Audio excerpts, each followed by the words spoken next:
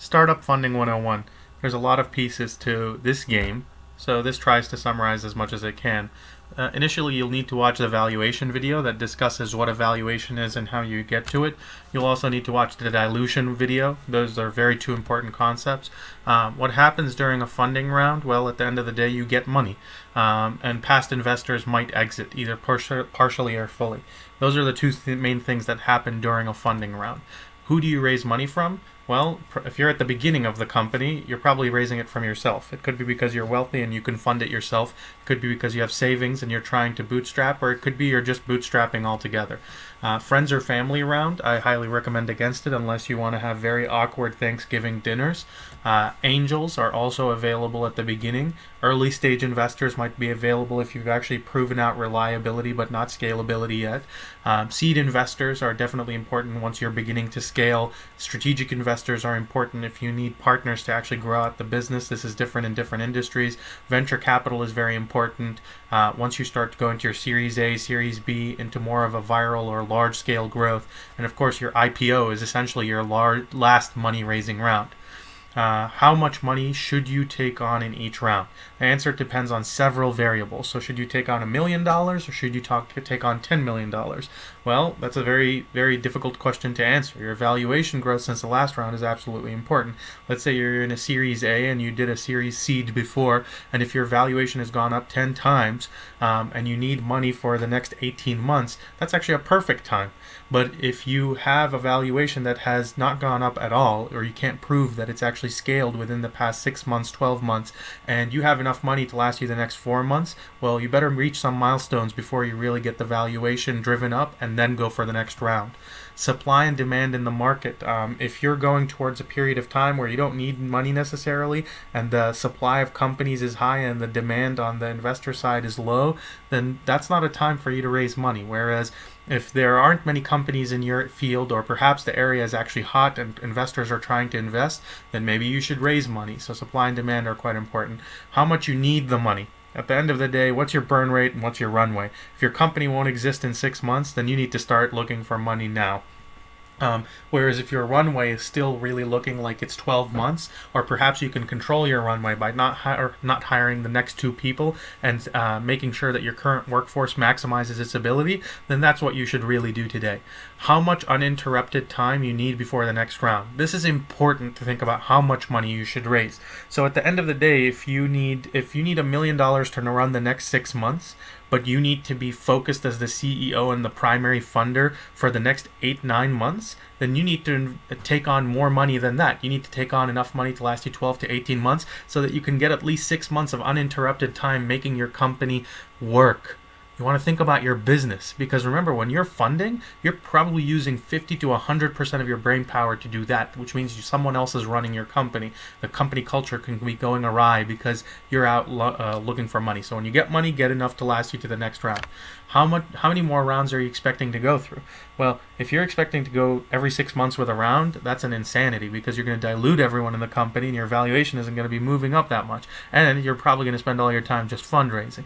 At some point, people will stop giving you money. Your objective is to find out how long it's going to take, how much money it's going to take for you to last 18 months. And if you last 18 months, 24 months on your current funding round, that's how much money you will want to give yourself enough time to actually succeed and achieve the milestones so that your valuation grows, so that during the next round, you can ask for a lot more money per share.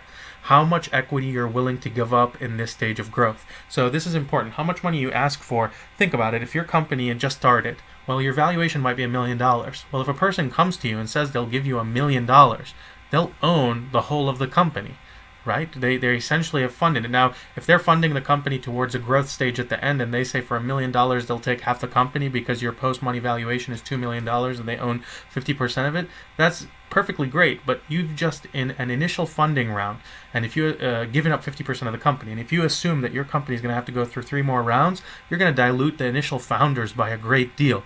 Take on as much money to get you to the next 12 months, 18 months, and maximize your valuation. You want to get to a point where your company is valued so much where, think about it this way, let's make it a simple summary. If your company is worth $1 million and someone gives you $100,000, they've approximately taken 10% of your company. If your company is worth $50 million and someone gives you $5 million, they've taken 10% of your company. Think about it. For the one instance, you got $5 million in cash to run the company. For the other one, you got $100,000 to run, and they took the same equity stake. You want to maximize your valuation.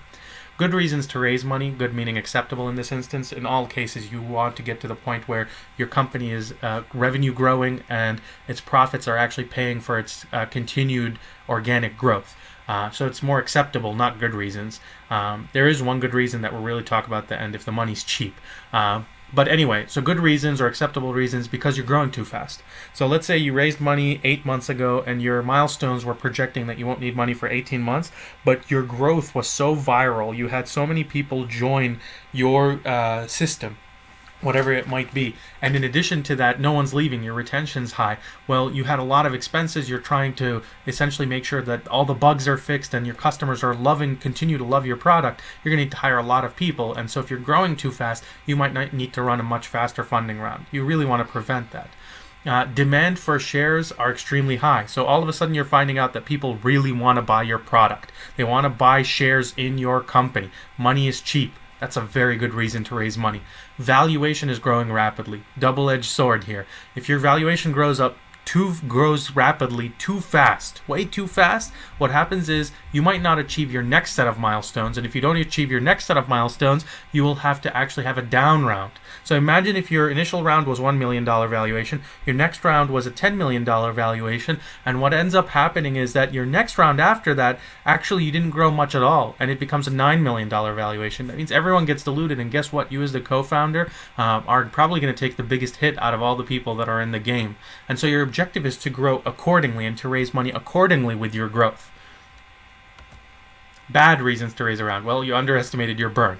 You thought that your burn was going to be a little bit lower, but perhaps your sales cycle is a little bit too high, too long. And so what ended up happening is it took you 10 months to sell your next set of customers. And so in that period of time, you burned up 18 months worth of your money, and you didn't have any revenues to supplement your net last funding. And so you're fundraising again.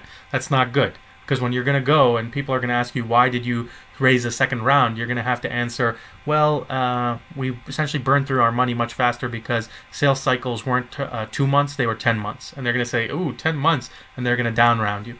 Underestimated your sales cycle, just like I just stated. Now, rehire talent because their original talent was bad. This is a painful one, and we're going to make a video specifically for that one, where you have to fire people sometimes when you're doing a startup, especially if they're not carrying their weight or if they're damaging the team, morale, culture, speed, progress. So if you have to rehire, you're usually burning a lot of money because it probably took you months to train those folks, and there's a lot of knowledge, legacy knowledge that is going along with those folks that you're going to have to retrain the new folks for.